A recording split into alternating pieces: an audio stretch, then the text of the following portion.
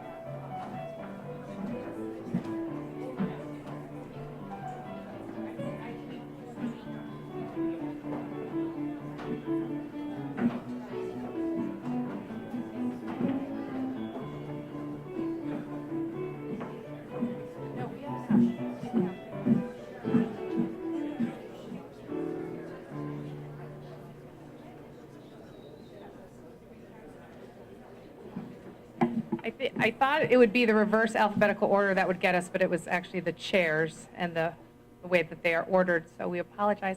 So welcome everyone this evening. It's such a great celebration for us to recognize the class of 2016 on their accomplishments completing the physician assistant program. So I'd like to start the evening by welcoming Dr. Melissa Morris Olson, Provost, to give us a welcome this evening. Thanks.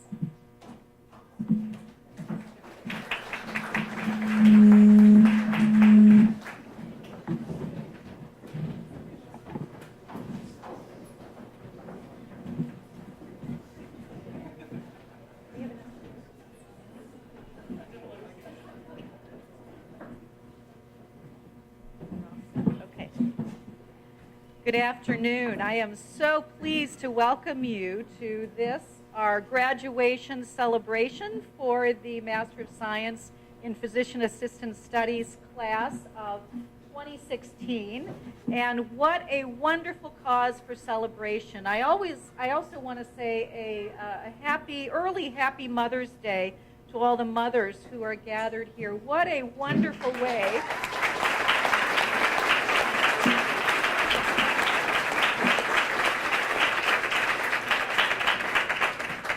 I have to wonder, for those of you who are mothers who have children on the stage, when you became the mother of the young man or woman, if you could have imagined that this day would come, that they would be graduating from a PA program and about to embark on a medical career. So congratulations to you as well.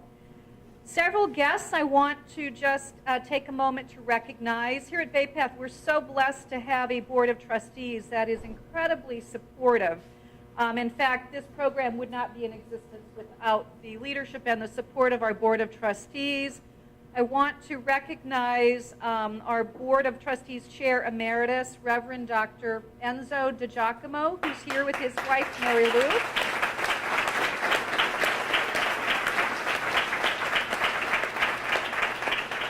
And current board member Mary Ann Spencer.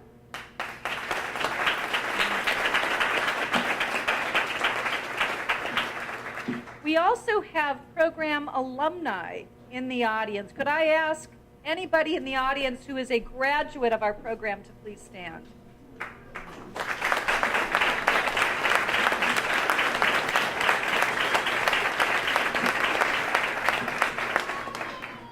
We look forward to later in the program recognizing some of our faculty who are being designated this year as Excellence in Teaching Award recipients, and our speaker who has been chosen by our students, as is always the case, also a recipient of this year's Excellence in Teaching Award, Dr. Bhatnagar, and we look forward to hearing from you shortly.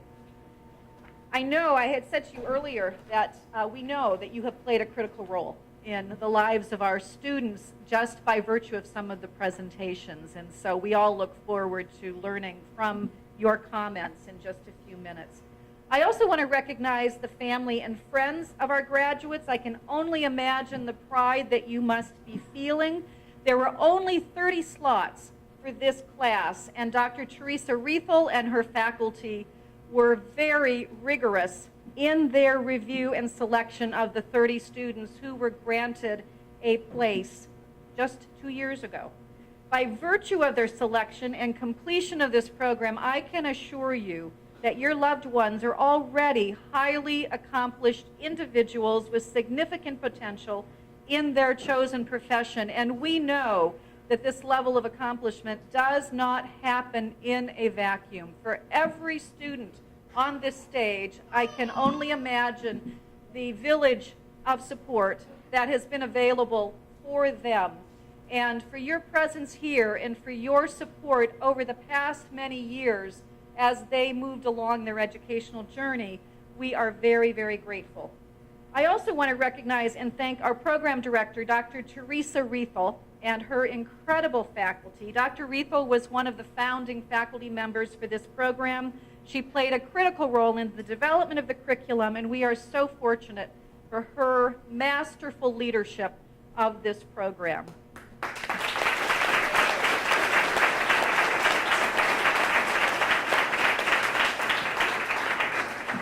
Our faculty, who are all listed in the program, are highly accomplished individuals in their own right. They are terrific teachers, but perhaps most significantly, they are incredibly committed and dedicated to your success as students and also as professionals in the field. And I know from hearing them talk that they want nothing less than for you to be the best, the most highly skilled, the most compassionate class of PAs that have ever graduated from any program at any time. They have very high expectations, and indeed they have succeeded.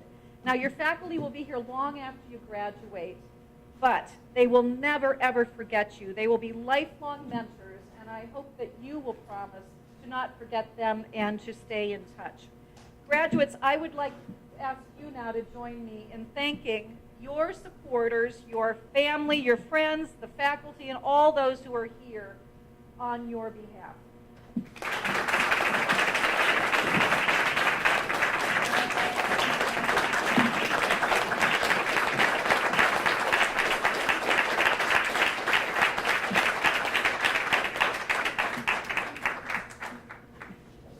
Finally, to our graduating class, you are an incredibly accomplished class. Through your academic achievements, through your involvement on our campus and in our community, and through your resilience and your compassion, you have indeed left a significant impression with just about everybody with whom you've come into contact. Now, I've been asking around your faculty and others to describe you as a class. And here are some of the things that they have said. You have been described as a very well-respected class, but also a class that is highly respectful of others. You have been described as self-motivated, as hardworking, as possessing extraordinary empathy and compassion for the patients with whom you have worked, and you have been described as an unusually cohesive class. So high praise indeed. As you get ready to take the next step, this is what I want to leave you with. You have spent the last 2 years gaining lots of new knowledge and skill. At this moment, your head must feel very full, right? After the 3-day boot camp, I can't imagine. You need to let some of it out. But it is now your turn to take all that you've learned and to invest it wisely, to do what the activist and literary critic Margaret Fuller urged when she wrote long ago, "If you have knowledge, let others light their candles in it."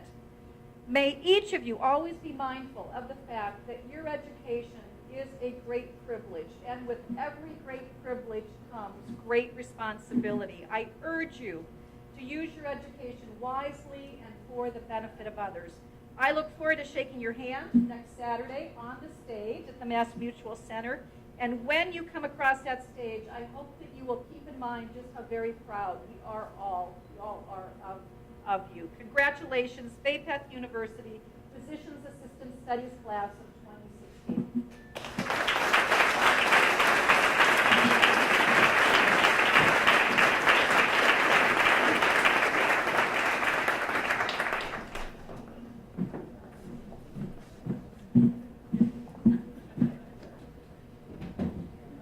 Thank you, Dr. Morris-Olson. I just wanted to take a minute to actually introduce our faculty and staff that are here today so that you kind of can maybe put a face to a name of people that you're either being praised or other things that we won't talk about here. So for our core faculty, our medical director, Dr. Sudeep Alek. Stand up, please.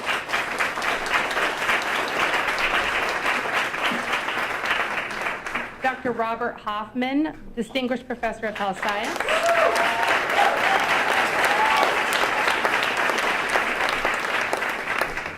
Brian Katz, Director of Clinical Education.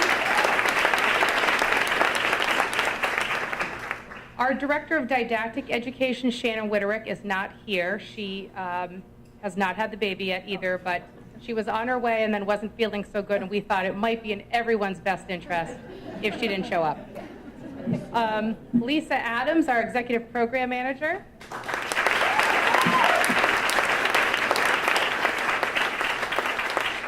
I'm certain Heather is hiding somewhere, but Heather Strelzik, our Program Coordinator.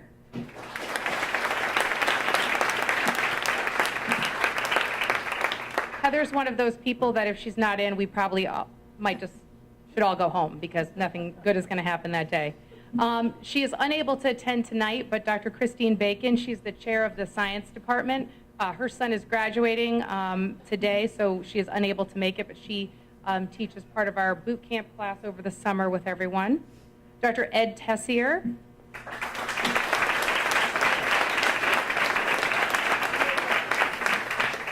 Our pharmacology instructor, who happens in person and virtually throughout the first year. I think they like him better in person. Is that fair to say? Dr. Eric Churchill.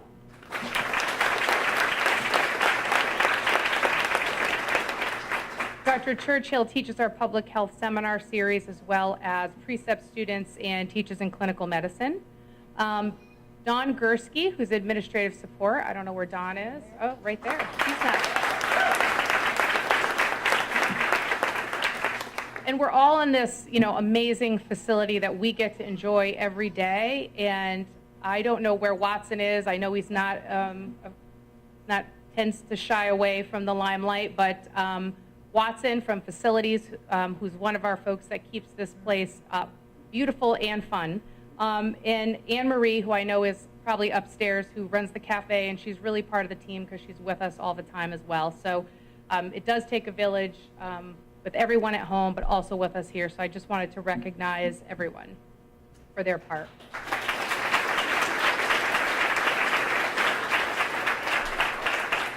And I know we have a lot of adjuncts in the audience, and I'm not sure that I caught everyone. So we have preceptors and folks that teach in our didactic curriculum, and I was wondering if you could all stand and be recognized for what you do to make our program successful.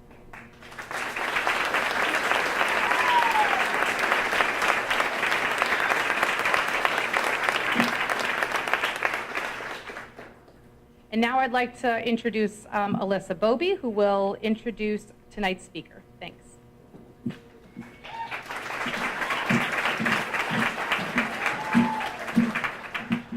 Hello, and welcome everybody. My name is Alyssa, and I am the Vice President of this class of 2016. I have the great honor today of introducing Dr. Bhatnagar, who is our guest speaker. But before I do, I have a favor to ask of you guys, and also of my classmates. There's a few people that I would also like to honor. We obviously didn't coordinate our speeches before I got here, so it's not often that I get the full attention of a room and a microphone. So I'd like to ask my mom and dad to please stand up. I see you, stand up.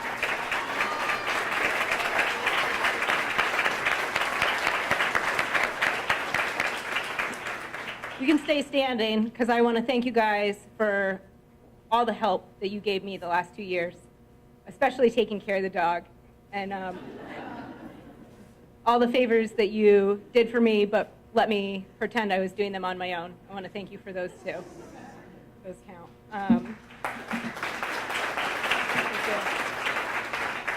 Mom, you still have to come to the diploma ceremony next weekend.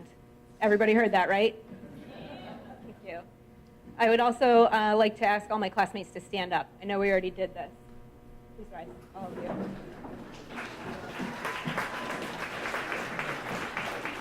And this one's actually for you guys. You deserve a standing ovation. I promise you that all of us have been hands down the worst version of ourselves for the last 2 years minimum. And it's not going to get worse than this. And if it does, please call me. Call me, because I'll remind them. I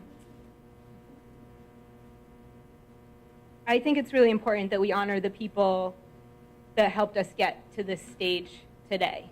And you guys are it. And for many of my classmates, not only did you stand by us, but you found a way to really deepen your love for us when we maybe were not doing our best at home. So, and just as proof of that, I think we've had 4 engagements this year, 2 weddings, 2 babies were definitely born. And I think we have at least 3 confirmed on the way. So that's a big deal. And we couldn't have done this without you. So a standing ovation for everyone here in the audience. You guys are incredible. Thank you for being here for us.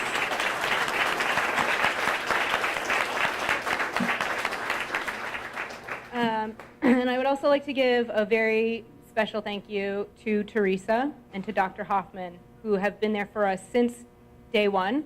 And I for sure did everything in their power to make sure that everybody on this stage today got here. Thank you both. And all the rest of the faculty and staff for both make sure you're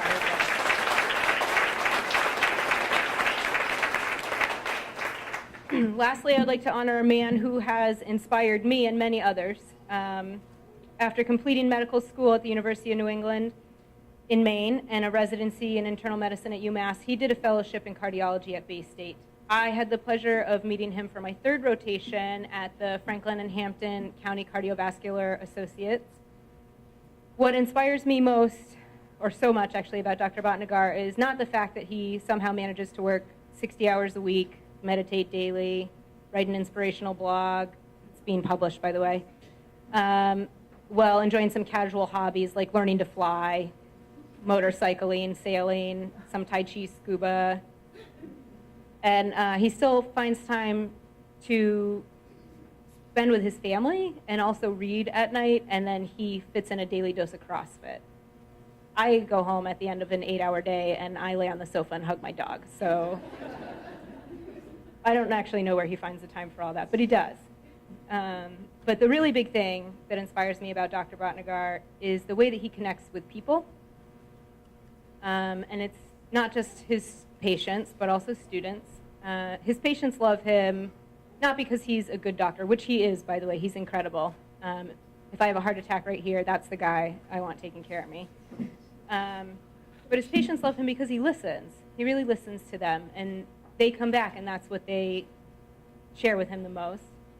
But he's also loved by students because he loves teaching.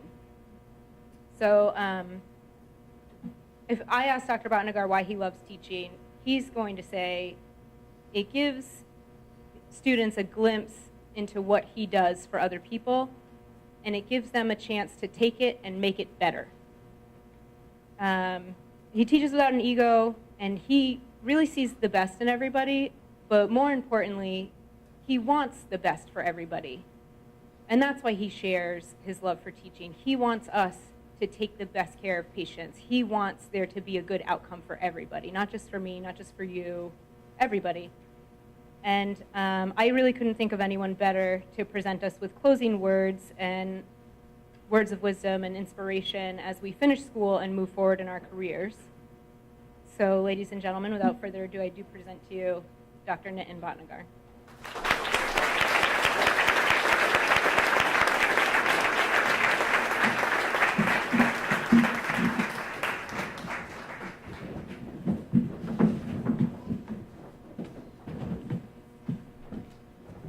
Thank you. Can you hear me all right? Do you even need this? All right. Well, thank you, Alyssa. The $5 check is in the mail. Well, good evening. Let's try this. Hello. Good evening, ladies and gentlemen. Thank you, Teresa, Brian, Provost, President, everybody. A great color of pink, by the way. Thank you for giving me this opportunity to talk to you all today. I believe, I think my time cap is about, what, 2.5, 3 hours? Was that what you guys told me? Perfect. I'll get it done in time, no time. So, well, thank you again. And I just, it was just very interesting is that this is really a first for both of us, for you and for me. I've never given this speech before, and you guys are graduating for the first time. So this is pretty good. I was very surprised to receive an email from Teresa one day. I'm driving along, and I get this email asking me to be your keynote speaker. As, again, while I'm driving, I reply back. I write, OMG, ... I'll do it. And then when I finally parked, I thought about this, and I realized perhaps I should start exercising a little bit less impulsiveness. But be it as it may, many commencement speeches are usually flowery and motivational. I don't think I need to be motivational with this class. I see all kinds of attributes right here. I see hardworking, I see dedicated, I see motivated already. I mean, if you have any questions or any doubts, go look in the mirror. Seriously, I mean, if you look at Teresa's email, it's very interesting. The footer says, part of the solution, P-A-R-T of the solution. You already are part of the solution. So, as, tempered by your conscience, guided by your ethics, I'm not sure where I'm supposed to stand here now. You will navigate the world of medicine very successfully. Of this, I have no doubt whatsoever. And daunting as a task it might be, you can do it. So in preparing this speech, I had a flight of random ideas. So I'm going to try sharing those with you. I'm going to try to distill them into some sort of coherent thought and present them right back to you in alphabetical order. We're all beginning with the letter C.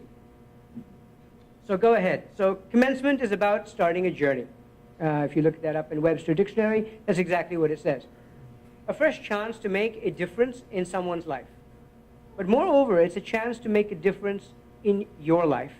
And that's where everything starts. Many of you have come from different countries, different backgrounds, perhaps even different careers. Always a different calling. However, it's really a different fork in the road that you all have taken the last 2 years. We live in a world of medicine where we are being surpassed one day at a time by technology. And this technology will one day teach us perhaps even how to interpret clinical ailments. Our understanding of diseases has singularly been the most advanced it has ever been in human history. Yet there's something that matters the most that we all seem to lack, that we all have to work on, me included, and that is the human element. We've often surpassed the speed at which we can even communicate. Email, texting, SMS, etc. But we fail to communicate with patients. We fail to communicate with each other. There's a fundamental flaw that needs to be fixed. And I hope we can all fix it. You all are still very much the future. You are untainted by administrative pressures. You're unjaded by financial cuts and all these interesting prospects that you've all learned about. But as it stands, grim, sure. Dismal perspective, sure. But that's where you come in. You've got the chance at this very moment to make that decision. That do you continue along the path of the old, or do you make a path for yourself? That is what a commencement is all about. That is your road, this is your journey. Cooperation, another C.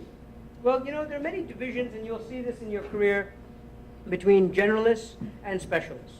Arguments go back and forth. What is the right way to deal with a patient? Well, here's my perspective. Generalists pretty much have to learn less and less about more and more, eventually know nothing. And specialists learn more and more about less and less, and we too know nothing. So basically, we're all paddling upstream with one oar, going nowhere very fast. So I think what it means is that we all do need to cooperate together. Each one of us pick up an oar, balance the boat, and get this boat to shore. And that's one thing about cooperation, that it takes not just one person, it takes everybody to be able to make that an accomplishment. Another C, connection. Well, you know, when you guys got me into this hall, well, you didn't get some famous cardiologist. You didn't get some famous cardiologist. You just got me. When a patient comes to see me in the office, they're not there to see the father of modern day cardiology. They're there to see me. What is it about me? Just me. And that's what I'm asking about you guys. You know, they all want a connection. They want what Dr. Google is not able to provide. And that is to be heard. They want their story to be told. And that's what they want. It's plain and simple. They want the connection. And you know, if you listen to these patient stories, 90% of everything is in the history. If you have the patients take a listen to what the patient has to say, you will actually figure it all out. 90% is there. The rest of it is confirmed with your physical diagnosis, and then it is also validated with some necessary tests. And you've arrived at your diagnosis. But it takes time to connect. You have the power at this point in your lives to be able to alter people's lives for the better.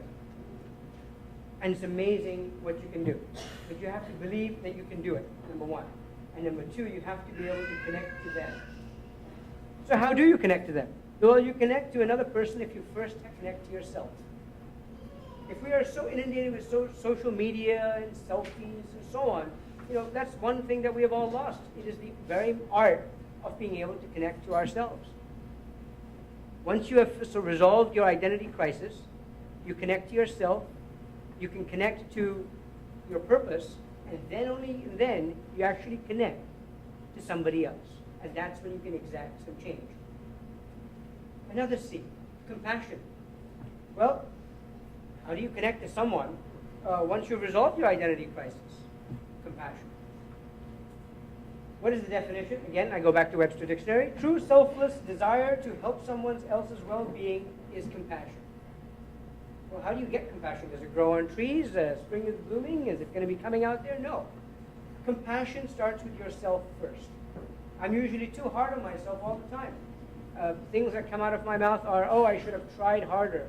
I should have worked longer hours. I should have learned more. I should have tried faster. Blah, blah, blah, blah, blah.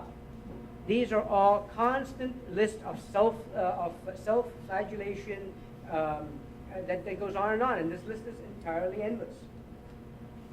Be kinder and gentler to yourselves. It starts off by being kinder and gentler. You cannot provide any care to anybody without you being kinder and gentler to yourself first. Compassion, connection, listening, understanding, helping, freedom. That's what we all see. That's the process. And that's how it works. A little side story. So if I had, about connection. So if I had not been roaming around the halls of Holyoke Medical Center one day, a few years ago, waiting for my case to start, along comes a young man who's a PA, and he just asked me, can I join you for a case? I said, sure. He joined me for a case. That case led to 1, 2, 3. It led to numerous bunch of cases. And once those cases kept on going, he actually learned how to do the case himself. That person was Brian Katz. Now, if I had not made that connection, then years later, he would not have had the thought of sending Alyssa my way. Alyssa had a good experience. She shared that with her colleagues. She shared that with her colleagues, and at which point, then she shared it with Katie. Katie decided to do a rotation with me. After Katie came Eric. After Eric came Nicole. Now next is Peter. He's going to have a horrible time. But like it or not, we're all connected. You, me, us, all, and I wouldn't have had a chance to meet all these wonderful people, or any of you. It all started years ago. The seed was planted, a connection was made. Everyone following how this pattern works? It's quite magical, I have to tell you. So as you launch out your career, you've undoubtedly been given all sorts of advice. You know, do this, don't do that, etc., etc. Well, I'm going to throw in my few pennies of thoughts. So, you know, people have been telling you, oh, you know, be, for future, you know, be obedient to your supervisor, don't say this, and always follow whatever they tell you, whatever direction they're going to give you, just do that. Nonsense. You guys are graduating. You guys are an independent healthcare practitioners, and be proud of it. Own it, feel it, and believe it, because that's who you are. You're not somebody else's peon. You are a physician assistant, which means you are an independent healthcare provider. You're there to take care of patients. You worked hard at it, and you're going to succeed. You work with other mid-levels, you work with other physicians towards a common goal, and that is to help patients. Do what you know, not what you don't. Use your independent thinking, critical analysis, learn something new, rinse and repeat. If someone ever told you to go jump off a bridge, you wouldn't do it, because it doesn't make you feel right. Similarly, if you're being told, oh, just write this prescription for so-and-so, or go do this, go say this to this person, this patient, or go and do this to the so-and-so individual. No, it doesn't feel right, don't do it. Simply be who you are meant to be, complete, fully, and without reservation. Not a mini-me of somebody else. Especially, do not hide in the shadows of your fear. Something you don't know, admit it, learn from it, move on. My personal quote, when everybody asks me, and the students have worked with me have heard it all the time, when people come to me and ask me, hey Nitin, how you doing? My answer always is the same. I'm living my dream. Or rather I say, I'm living the dream. It's mine. I just make sure it's not somebody else's nightmare. So in conclusion, I congratulate you guys on your graduation. I applaud you for your determination. I salute you for your efforts. And I praise your commencement for a brighter future. Ladies and gentlemen, Bay Path class of 2016 coming to a hospital near you.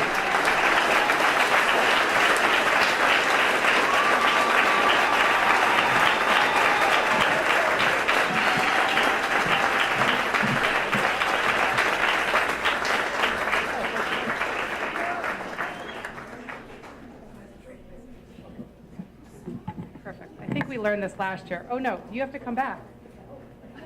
So thank you, Dr. Benegard. I'm a little disappointed that we don't have the Baltimore cape.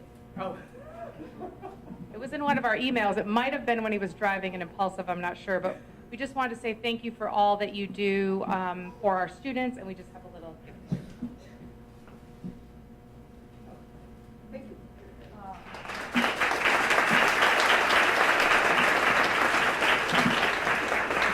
I'll accept this on behalf of the class. I have to tell you, the last time I got an award or a gift or anything like that was, I was about 8 years old. We were playing musical chairs. It was someone's birthday, and I got a Mars bar.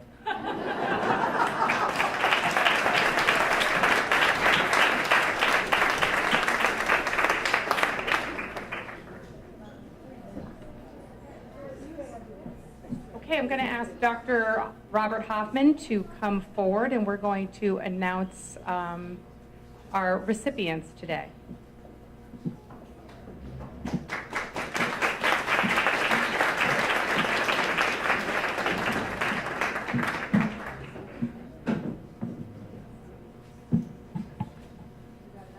Bay Path class of 2016 Physician Assistant Studies Graduate Degree Program awards degrees to the following: Rebecca Allison.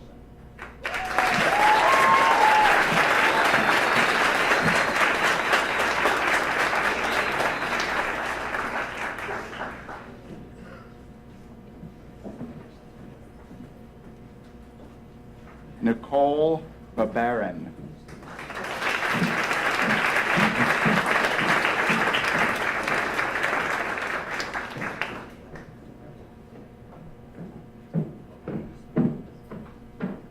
Brian Beauvais.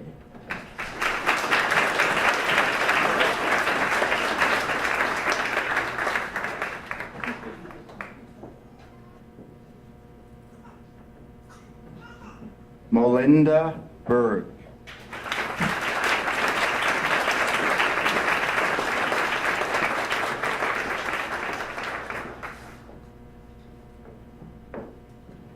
Alyssa Bobie.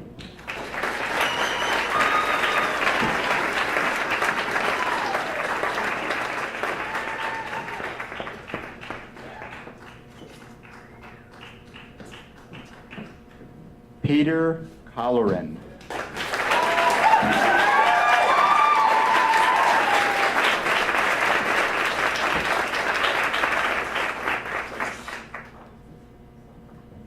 Ernest Darko.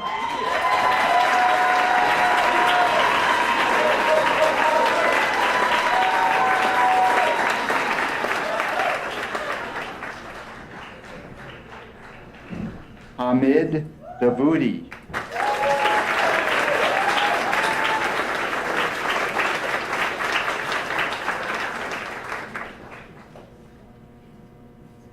David Decoto.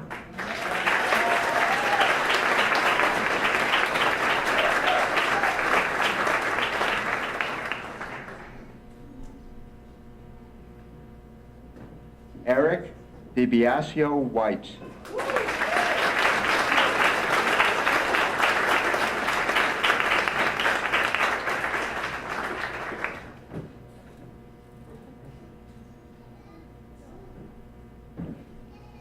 Federico Fernandez.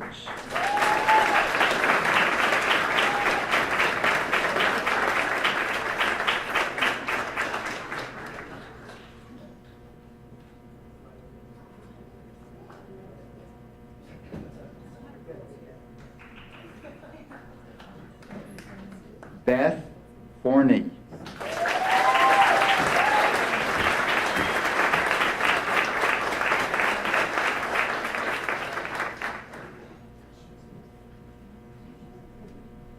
Scott Hinman.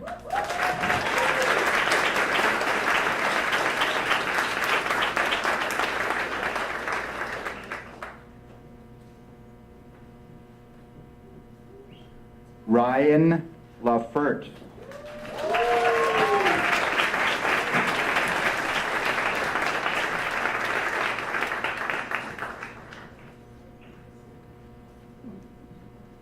Kristen LaFontaine.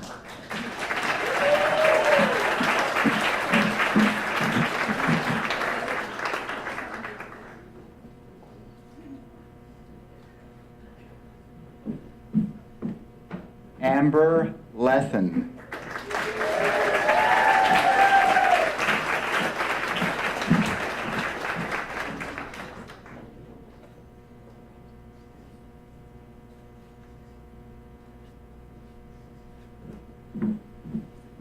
Gregory Marakovitz.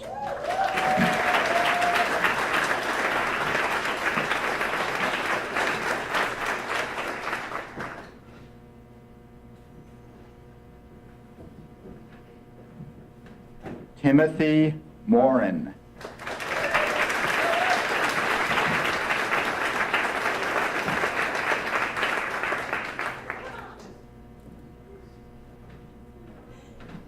Carly Muniz.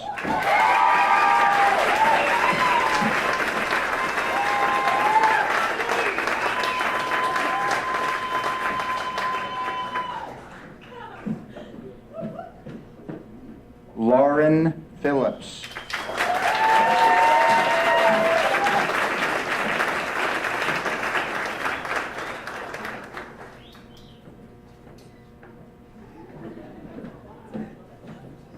Ashley Proul.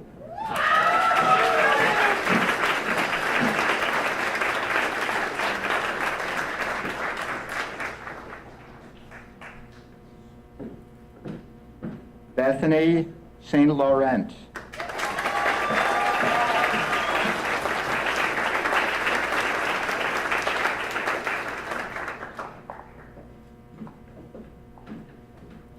Katie Teichner.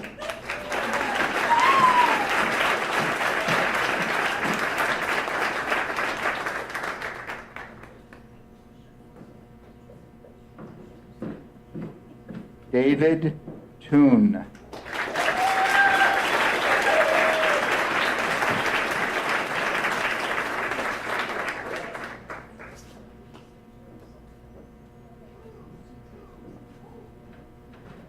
David Turo.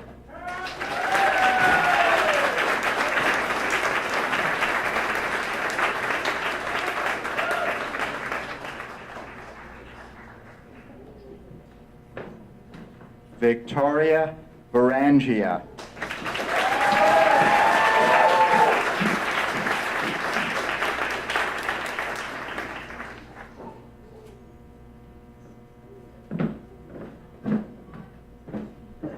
Caitlin Vu.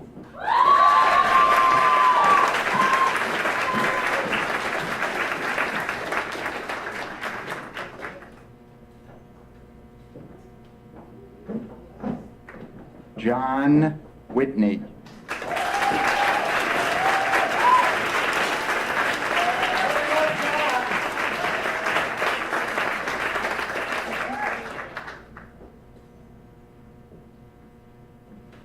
Zachary Wisman.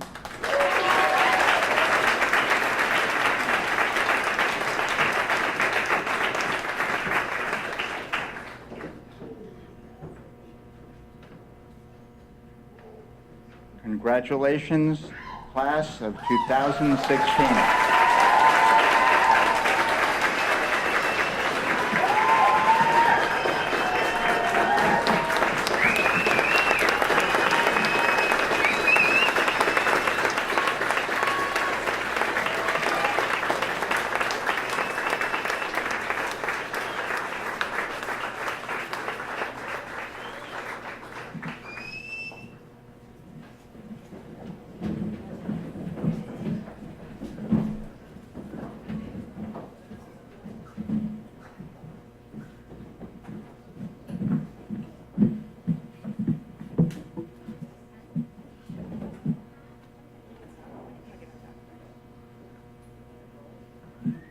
Now I'd like to introduce Dean of the School of Education, Health, and Human Sciences, Dr. Liz Fleming, to talk about our clinical faculty appointments.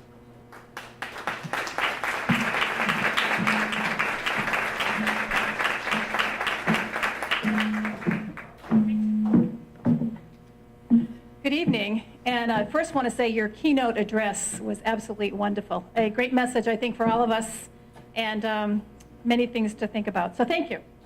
So I'd like to offer my congratulations also to this amazing class over here. So today marks the culmination of a journey for each of you, and we are so proud of all of you. We know how hard you have worked for this degree, and we'll miss you burning the midnight oil in those wonderful glass cubbies over there. And we're hoping that you're going to miss us just a bit, we hope. So I have the privilege of acknowledging exceptional, didactic, and clinical faculty who have worked very closely with you these past few years. And how appropriate we acknowledge these faculty during National Teacher Appreciation Week. So Teresa, it just is amazing how you can plan both of these events to happen on the same day. This is the time of year for honoring teachers and for recognizing the lasting contributions that the faculty have made to your lives. So first, let me recognize the lady who oversees and directs this entire program. And I could probably spend 20 minutes walking you through all her accomplishments, but she would be the first person to say that this evening is about you and not about her. But I will share one major accomplishment that is very successful, or that was very successful this year, and was the accreditation visit that we had. So based on our 783-page application with 2,500 appendices that went with it, and an intensive 3-day site visit from the ARC-PA, Bay Path University's Physician Assistant Program was awarded accreditation for 10 years. Yes, 10 years.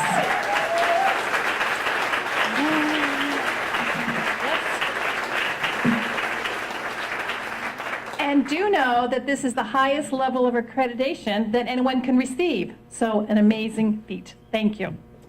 And this could not have happened without our full-time faculty and staff and all our adjunct, clinical, and didactic faculty. So I'm sure you've all heard the following saying, a mediocre teacher only tells. A good teacher only explains. The superior teacher only demonstrates. But the great teacher inspires. Teresa, thank you for inspiring all of us here in this room and for making this the best PA program out of 210 PA programs in the country. So please stand so we can acknowledge you one more time.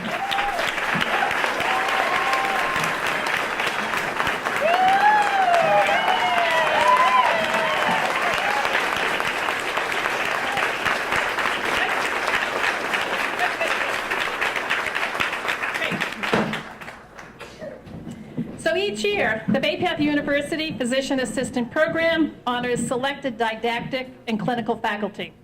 And with a clinical faculty appointment, they recognize their commitment to this physician assistant education in our program. In addition to holding appropriate professional certification and licensure and exhibiting professional conduct, the faculty must meet or exceed defined criteria for this faculty appointment in one or more of the following areas: classroom contact hours, clinical preceptor, small group facilitation, curriculum development, student remediation and tutoring, and recruiting and admissions. This year's academic appointments are included as an insert into your program. If any of these clinical faculty are in the audience, please stand, and we know there are a few, so please stand for us. Let us go.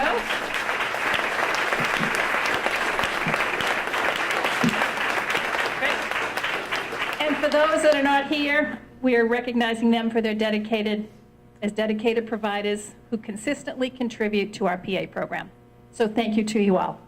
Thank you. Great.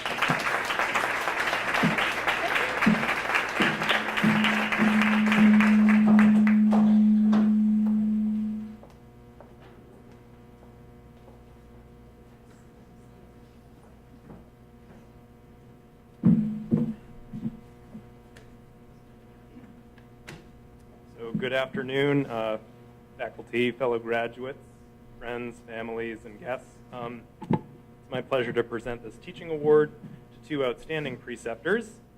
These two gentlemen exemplify the qualities that make a great preceptor: wisdom, confidence, skill, intelligence, humor, and patience. More than that, though, these two medical providers are excellent teachers. Being a preceptor is hard work. It's bringing your kids to work day, but every day for 4 to 8 weeks. PA students make their jobs harder infinitely. So I was at my morning yoga class today, grimacing through a lotus pose, when the instructor, in honor of Mother's Day, read the following quote about being a mother. She said, kids stay with you if you do it. No, kids don't stay with you if you do it right. It's the one job where the better you are, the more surely you won't be needed in the long run. I thought that's true of preceptors too. And to illustrate this point, I'm reminded of my first lumbar puncture. Yes, I got to do one. I was on my rotation at Mary Lane ED, and a young woman presented for the second time with a headache she just couldn't shake. Standard of care at this point was to perform a lumbar puncture to rule out more serious causes of headaches, including meningitis and subarachnoid. I know I should be able to pronounce words. And subarachnoid hemorrhage. Now, there's a term for a perfect LP tap. It's called a champagne tap, and that means you get 0 red blood cells in the first tube. And I guess that's because it looks like champagne, and if you ever do one, you're supposed to get a bottle of champagne. And as you go through the skin, the muscle, and finally the dural membranes, it's really hard to do. So performing this operation, I did what any good PA student would do. I ran back to my workstation and immediately watched a YouTube video on how to perform an LP. I went into the room with this young woman, and she, also a fan of yoga, was lying sidelong on the exam table, her back arched like a cat, just a perfect position to get a needle in there. So I put on my sterile gloves, which at that point in my career was an accomplishment in itself. I nodded to my preceptor, and he nodded back with such force of presence, confidence, and nurturing that I thought, man, maybe I won't totally mess this up. I prepped the area, I inserted the needle, and heard, all right, are you through the dura? I had no idea, so I said, oh yeah, oh yeah.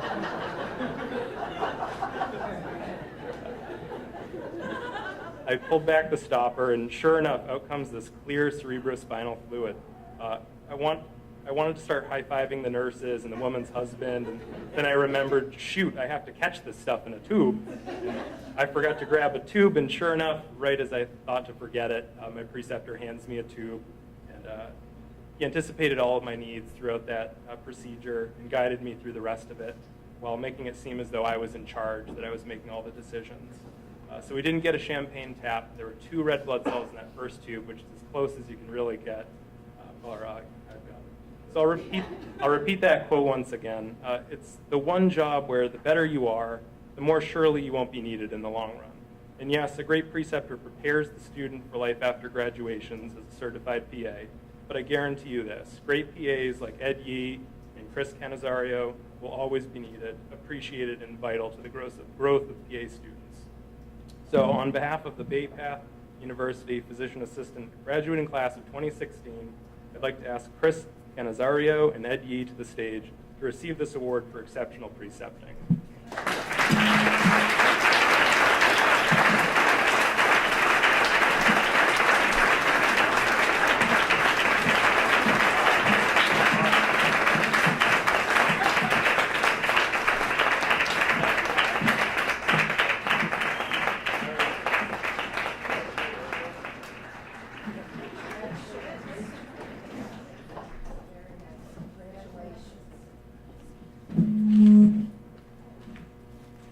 Good evening. I don't know if this goes high enough for me. I might just have to bend over.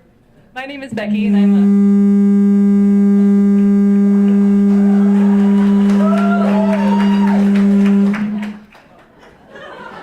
sorry about that.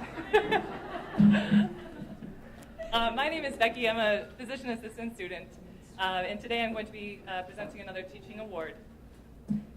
PA school is a strange experience.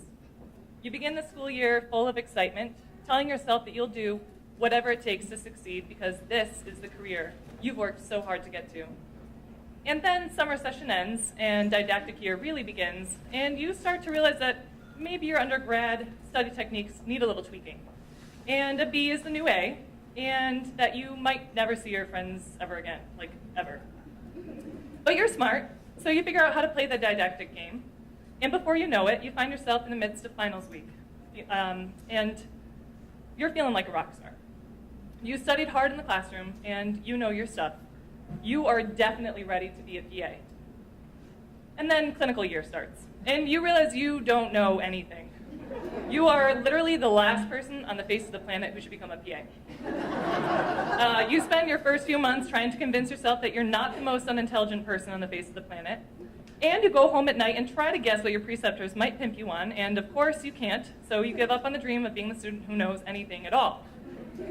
But it's okay, because you understand that as a student, it's your job to feel slightly idiotic every day. Your wrong answers stick in your brain, and you develop the ability not to make the same mistake twice. So how do students get through this blissful time in life? By clinging to the little things, like the time you delivered an epic patient presentation to your preceptor, or you wrote that seriously awesome admission note, or that time in the OR when you held that retractor.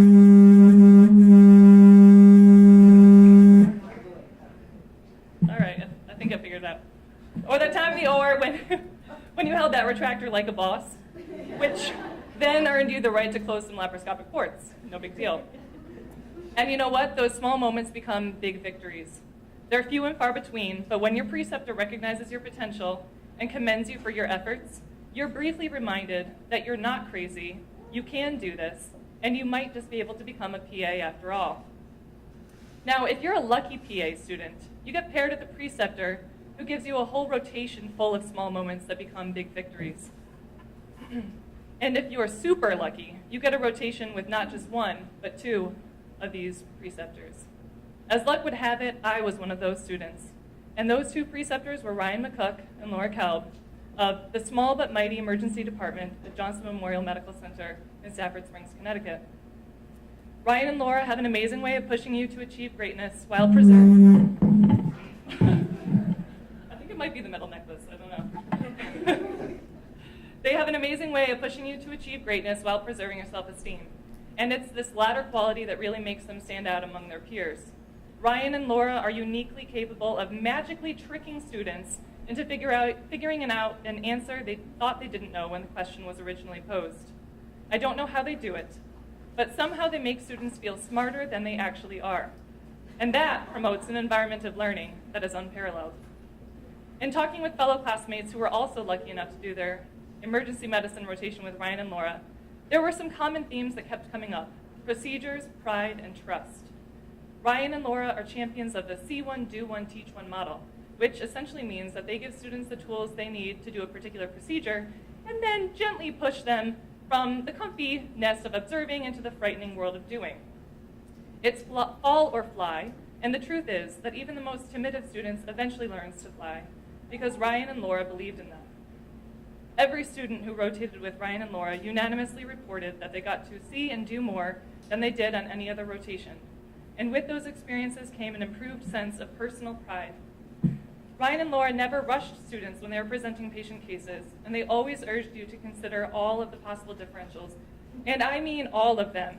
Ryan, you know what I'm talking about, okay? But the bottom line with Ryan and Laura is that they trust their students. And this is what ultimately allows students to flourish on rotation with them. Is it foolish to trust a student? Probably. But the fact is, students perform to the level of expectation that is set forth for them. And the trust that Ryan and Laura generously give their students sets an expectation level that is head and shoulders above their peers. In the words of a classmate, quote, "It was inspiring to work with Ryan and Laura as they display the characteristics that every PA student should try to attain." I couldn't agree more. They are amazing preceptors, and I am honored today to be able to present them with this teaching award. Please come up.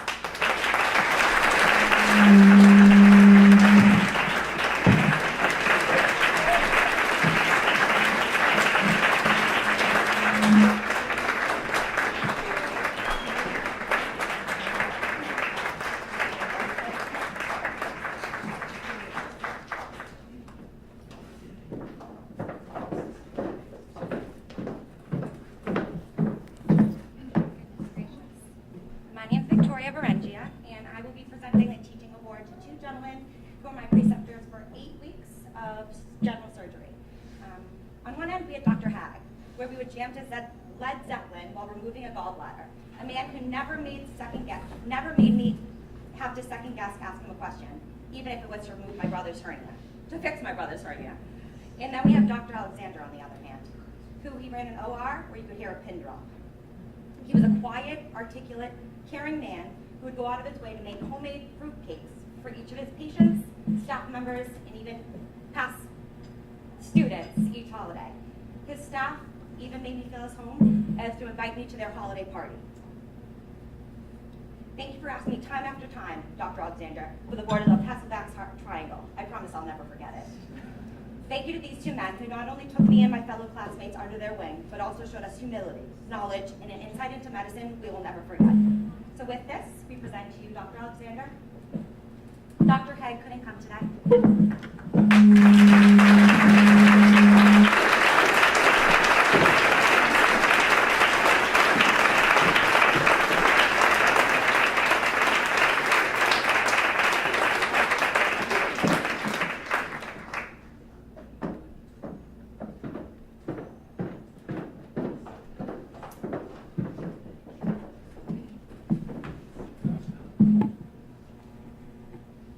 Hi, my name is Nicole Barbaron. I'll be presenting the last teaching award. Hello? Okay. First, I would like to share with you my first encounters with this preceptor. As PA students, it is our job to email our preceptors 1 week in advance before our rotation. It is to formally introduce ourselves and to ask where and when to meet and if we need to bring any additional materials. I'm used to having preceptors respond with all the information in a very formal way. However, when this preceptor responded, all he wrote was the address to the place, the time to meet, and the next line saying, "Oh yes, and bring a happy attitude, happy face." When driving to the building, I saw that it looked like a Federal Credit Union bank. I realized I didn't have his phone number, so I emailed him and asked if I am at the right location, hoping that he will read his email before it is time to start the shift. He responded in 5 minutes with, "Yup, you are in the right place. Now go in, go upstairs, and make a deposit." Ha ha ha, just kidding. You can go inside and go upstairs. I'll be there in literally 4 minutes. Sure enough, he came and explained to me how the first floor truly is a Federal Credit Union bank, but they are renting the top floor temporarily. I wanted to share with you this story because even from the very beginning, I knew that I was going to be working with someone that naturally promotes the strength of positive thinking and someone that motivates others not only to find that career that will make one happy, motivate one to either find or continue to do all the things that bring him or her joy in life. He is being awarded today for the extra time, effort, and attention he gives to the students in helping us learn the dynamics of practicing medicine, particularly in his specialty of cardiology.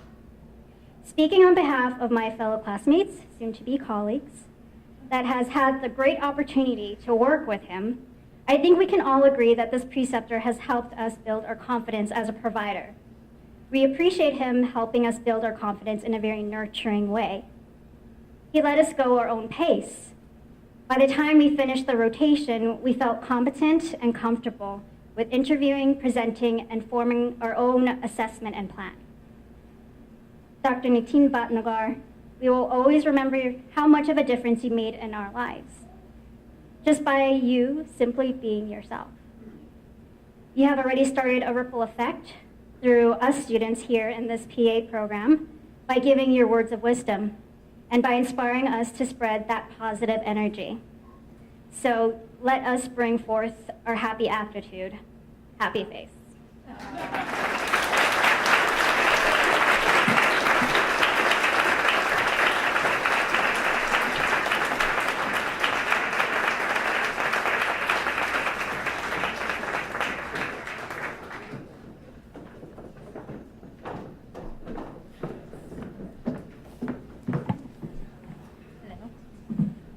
Hello, can you hear me? Maybe. My name is Lauren Phillips, and I'm a member of the class of 2016. And I would like to present an award that is not printed anywhere, but for two individuals who have been a part of this journey for all of us, I think, from the very beginning in some way. For me, I've known these individuals for more than 10 years, and they are the reason that I am here.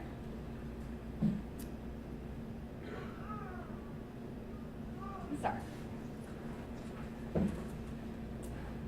My journey to PA school was very long. It was very hard. But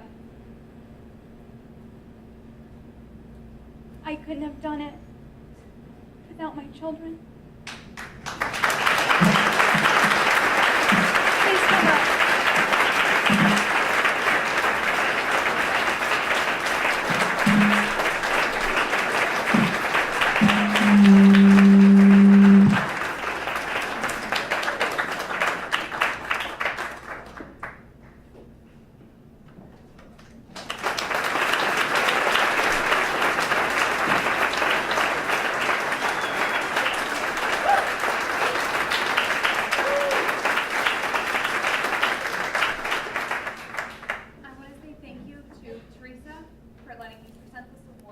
My family for being here tonight, for all of the faculty and staff, and for my class for being so welcoming to me and to my children. And I really appreciate this opportunity. Thank you so much.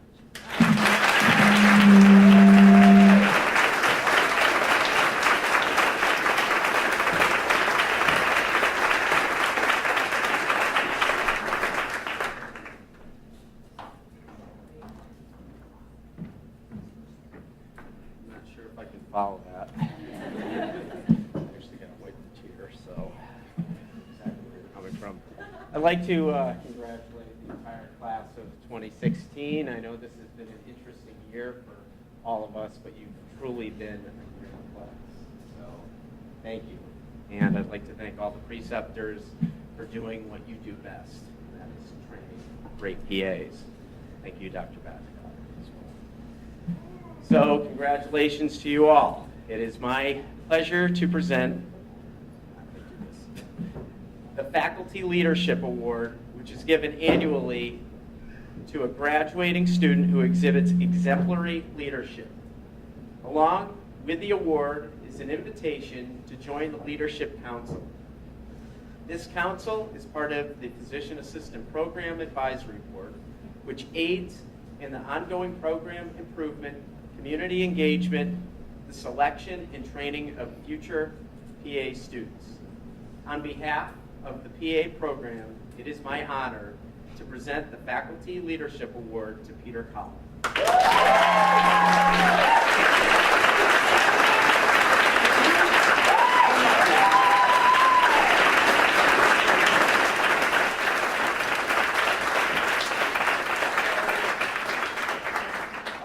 Background about Peter, separate from his thick Bostonian accent.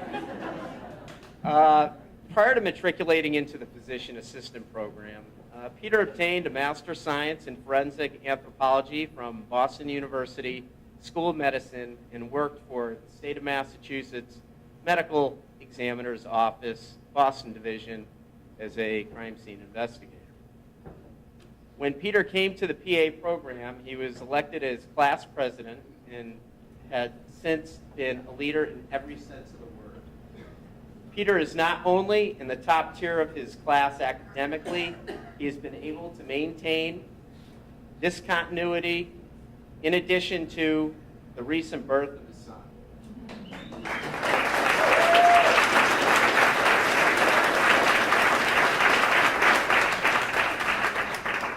He has been an instrumental liaison for BayPath and the local community with Kev's Foundation, the PA Classic Golf Tournament, PA Legislation Day at the State House, Map of Boston Trips, an influenza clinic, Raise a Hope, and Carpe Diem 5K Walk, Birthday Wishes, and the AAPA San Francisco Conference, which I had the pleasure of being the lead faculty member of.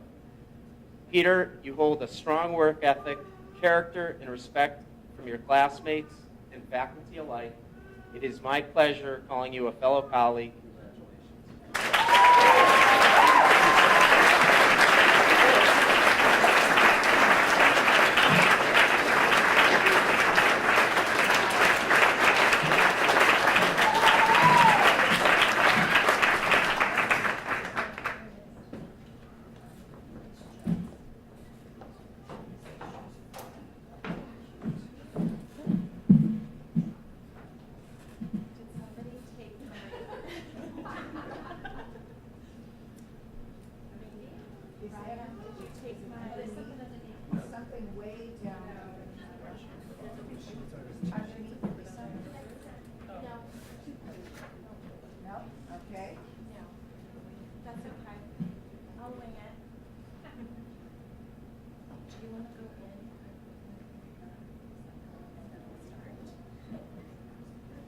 Okay, my name is Lisa Adams, and I'm the Executive Program Manager of the PA program here at BayPath. And today I am presenting the awards, which we will be getting everything in a second, for the Pi Alpha Honors Society. This past year, BayPath was awarded a chapter for the Pi Alpha, and we have each student, we have looked at the classes, past classes, because we obviously didn't have it in the beginning. We have awards and some inductees from the past 3 classes, not just the class of 2016, but 2014 and 2015 also. So I will actually, rather than taking extra time, I'm actually going to present these instead of going through the whole, telling you exactly what it was, because I don't have that memorized, unfortunately. Oh, and of course, Heather's got it for me. Next time I will bring it up. Great, thank you. Sorry about that.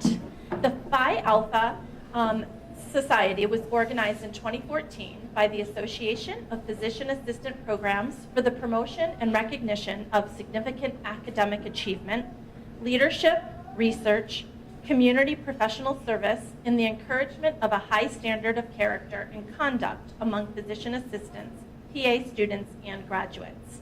The motto of Pi Alpha is scholarship, service, and leadership. The organization is committed to lifelong learning and participation in intellectual life. Bay Path University, as I said, was recently granted their own Pi Alpha chapter. Inductees are not to exceed 10% of each graduating class. Our current inductees are members of today's graduating class of both PA classes prior and this year's class. The inductees are, from the class of 2014, Thomas Quapian.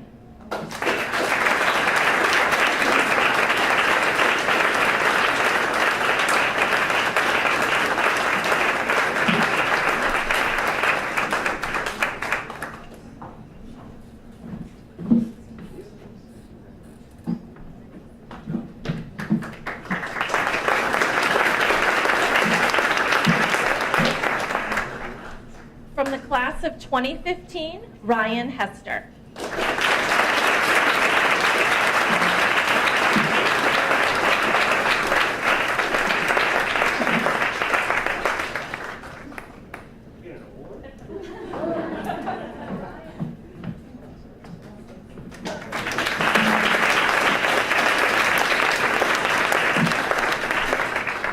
From the class of 2015, Wang Trin.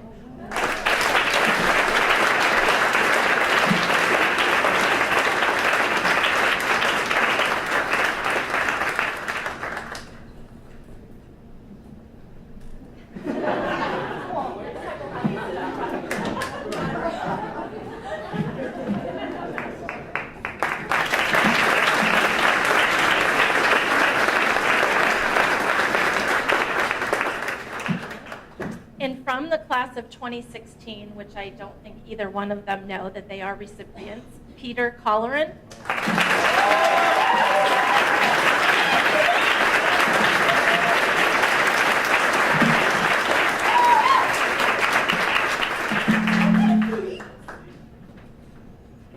And again, from the class of 2016, Bethany St. Laurent.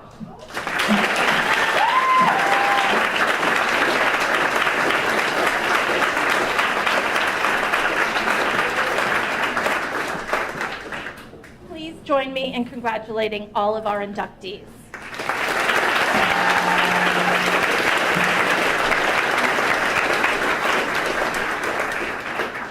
Thank you. I would now like to welcome the president of the class of 2016, Peter Colleran, for his address. Thank you.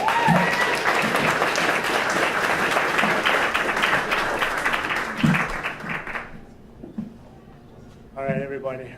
I know that it's been somewhat of a long night, and you have my emotions going now. Lauren started with everything, and then I started getting awards, so I don't want to repeat my wedding because I cried like a baby throughout the whole thing. Yeah, you can ask my wife; she's standing over there with the baby, and we cry about the same all the time. So hello, everyone, and thank you for joining us tonight. My name is Peter Colleran. I'm the president of the class of 2016. For the last time, I can introduce myself as a PA student here at Bay Path University. It is an absolute honor to be up here on this stage tonight as we celebrate our graduation. I say this not only because I'm a part of this class, and tonight signifies an important step on our journey to become PACs. I say this also because I've had the distinct privilege over the last 2 years to represent the 28 other students who will be graduating with me tonight. I've been surrounded by some of the brightest and hardest working people I have ever met. From the first day I stepped foot on this campus, I've been intimidated, awed, and inspired by the students who are now my fellow graduates and their friends. I remember speaking to many of the other candidates on our interview day, hearing their accomplishments and hearing them speak without an accent, and thinking, do I belong in this room? do I have what it takes to become a PA? And after spending innumerable hours in classrooms, listening to lecture after lecture, surviving many restless nights, studying for countless tests and end of rotation exams, doing endless streams of practice questions, and reading until I fell asleep wherever that may have been, I not only learned what I had to offer as a clinician, but I also reaffirmed what an outstanding group of peers I had beside me during all of those times, supporting me and inspiring me to be better. And I thank all of you for that. 2 years seems like a relatively short period of time, and this is my second time through grad school, so I thought I knew what a 2-year investment entailed. However, a lot can happen in 2 years, and no one could have prepared us for the vigors of PA school. Over these 2 years, we have taken 41 significant exams, performed 11 rotations, performed 3 grand rounds presentations. We attended over 225 lectures and assisted in the care of hundreds of patients. These 2 years have also seen major life changes touch some of our students' lives. As some people have mentioned before, we had the birth of 3 babies, 3 current pregnancies, 3 engagements, 2 marriages, the list goes on. I've seen tears shed, hopeful hearts disheartened, confidence shook, and many restless, anxious nights. But I've also seen those tears dry up, confidence reborn, hard work prevail, and witnessed 29 students evolve into 29 clinicians. It has been an amazing journey, to say the least.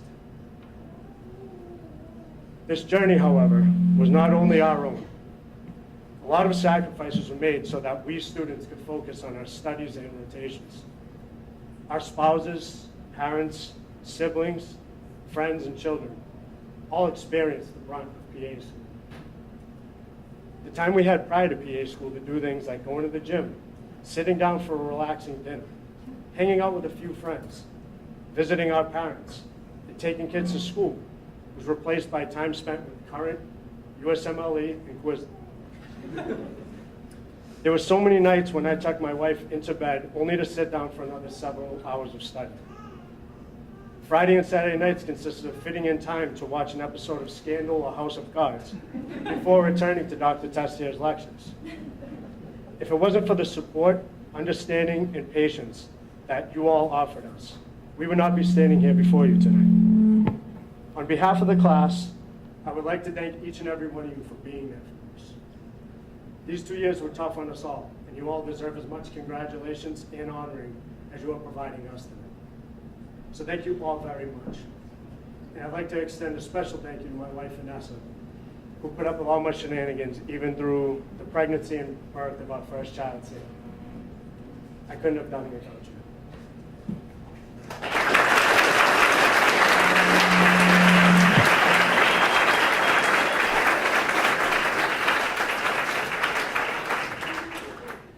Speaking about support and sacrifice over the last 2 years would not be complete without mentioning our program director, Teresa Reed.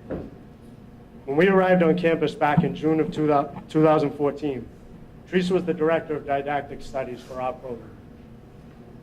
As we progressed through our didactic year, we would constantly berate Teresa with questions about tests, schedules, and complaints about Jeopardy quizzes.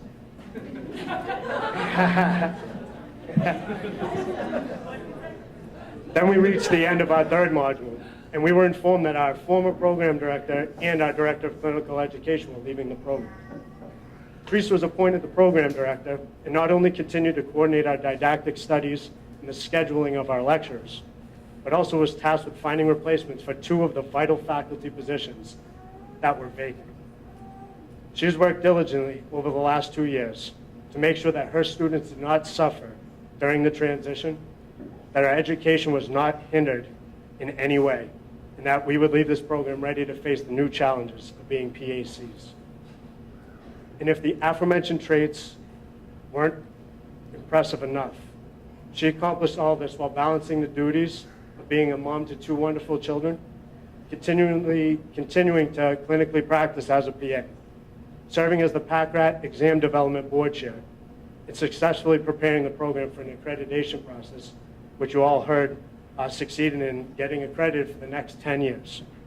Thank you, Teresa, for your dedication and resolve. We are truly blessed to have you in our lives.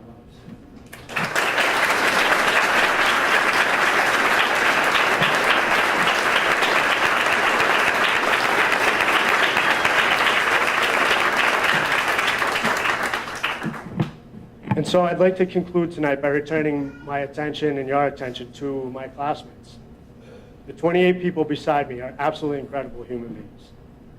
When we were all applying to Bay Path, there were over 600 applicants and 100 interviews to fill the 30 chairs of the class of 2016. The students on this stage represent the 5% of those applicants whom were chosen to fill those seats. The time they've dedicated to learning about disease processes, pathophysiology, clinical presentations, treatment regimens, and patient education was not sacrificed only so they could pass a national certifying exam or to receive diplomas on this stage. Their dedication to studying is a marker of their will to be exceptional healthcare providers. As PAs, we are entering a career which offers us the opportunity to change and save people's lives. Being a PA is a unique privilege and one which comes with tremendous responsibilities. However, these 28 people are not just going to be PAs, they're going to be great PAs. I know this because I've seen their work ethic, I've seen their drive. There's no ceiling on the information that they strive to learn. I'm so fortunate to have been surrounded by such an extraordinary group of individuals, and it has been an honor to serve as your president. I would like you all to join me in congratulating the class of 2016 as we take this next step forward on the road to becoming PACs.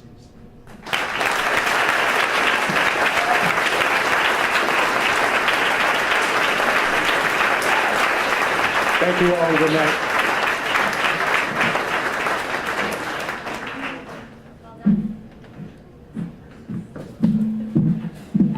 Thank you, Peter, for that. I don't do Jeopardy anymore because of this class, but I also don't have to because I don't have to teach that class anymore. So there's that.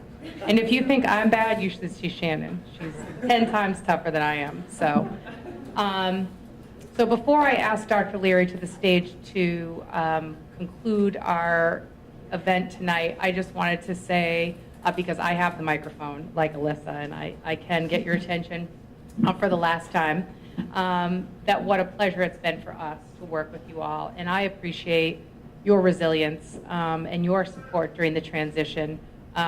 You never wavered. Either you might not have cared, I'm not sure, but I think you might have cared a little and thought, oh my God, I've invested all this time and all this money and I've come here and I don't know what's going to happen.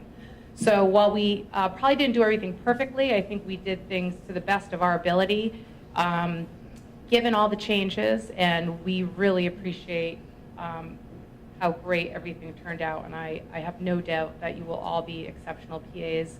And then once you certify, I'll just call you and ask you to do stuff. So that's how that's going to go. So thank you for everything. I appreciate it. And so to close our evening tonight, I'd like to welcome to the stage Dr. Carol Leary, President of Bay Path University.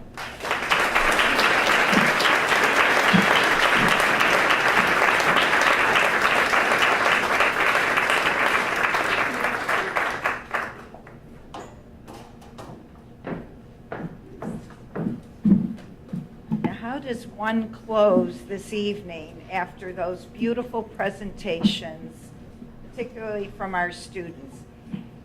I guess I'm the only thing between you and the reception. So let me try and make my remarks fitting but brief. First and foremost, a very warm congratulations. I can't tell you how proud I am, as well as everybody is, of our graduates this evening. You worked hard, but you succeeded.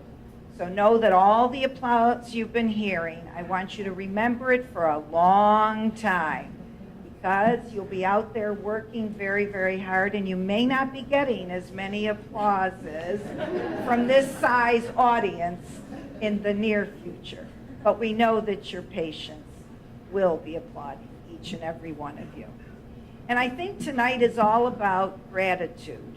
You've heard it in every voice that has been at the podium. Gratitude to this faculty and staff, each and every one of the individuals who has taught our students, who has been a preceptor, who's helped with the microphone, who did a beautiful job under duress without her notes. Teresa, you are blessed to have all of these people next to you. Your leadership is critical to this program.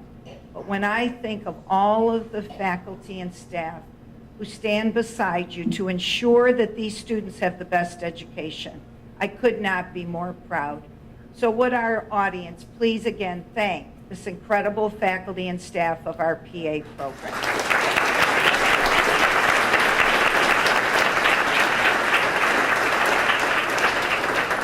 And our gratitude to all of the family. You are here this evening to witness an incredible journey, and now another journey into the profession of being a physician assistant.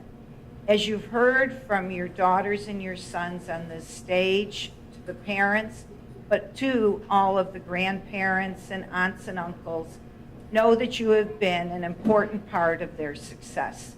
So we thank you from the bottom of our hearts. And I'd also like to say gratitude, thank you to the friends of our students on this stage. You were there when they maybe fell a little bit into a deep depression about the next exam. You were there when there were tears, but you were there when there was great joy. So to the friends, and particularly the friendships that have developed among and between our students, we are grateful for that. Know that I was terribly moved by Dr. Bhatnagar. And he told me he is affectionately known, and this is with no disrespect, as Dr. Batman. Now, I could see him swooping across the stage for these students as he sort of covered them with his magic cape. Because when I heard his words, I said to the provost, he basically took my entire presentation for this evening. But I'm so glad that you did, because your words were fantastic, not just for the students, but for every single person in this audience. And I love your son, and I know your wife is out there with a new baby, so I thank also the family of Dr. Bhatnagar.